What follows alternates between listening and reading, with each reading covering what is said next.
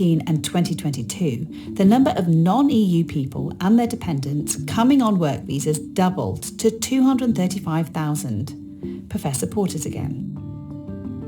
The new post-Brexit migration system ended free movement, and so that accentuated something was already happening, a decline in migration from Europeans.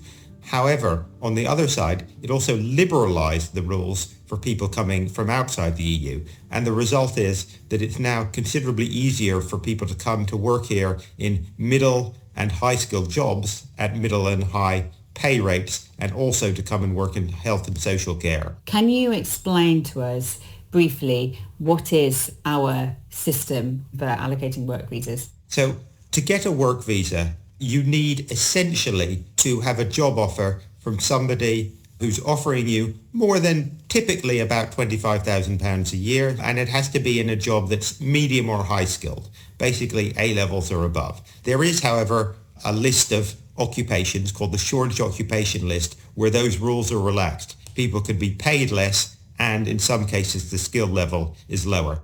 And what sector is drawing the most workers? So last year, about half of all the work visas went to people in the health and social care sector, broadly defined. Now that's everything from doctors down to care assistants. So of the latter, we think that there are perhaps 50 or 60,000 visas issued to people in the care sector last year. So that's up to perhaps a quarter of the total. And is that new, the care assistant route? The lowest paid and lowest grade of care worker was added to the shortage occupation list at the beginning of 2022. So that is new. So this very substantial rise in the number of people coming through that particular route is a feature of the last year.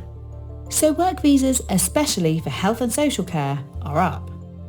A relatively recent addition to immigration statistics are people from Ukraine and Hong Kong, who've entered on humanitarian schemes set up by the government.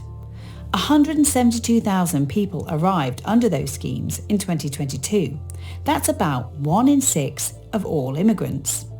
Now, there are a few other visa groups we haven't mentioned. A family visa, for example, which allows people to join relatives already living in the UK. The numbers haven't changed much over the last few years. Last year, it was around 50,000. But what about the people leaving the country? Lots of listeners have got in touch to ask, who are they? The largest single group of people leaving is students. And you would expect that, right? They contribute a lot to the overall immigration figures, but they also contribute a lot to the emigration figures.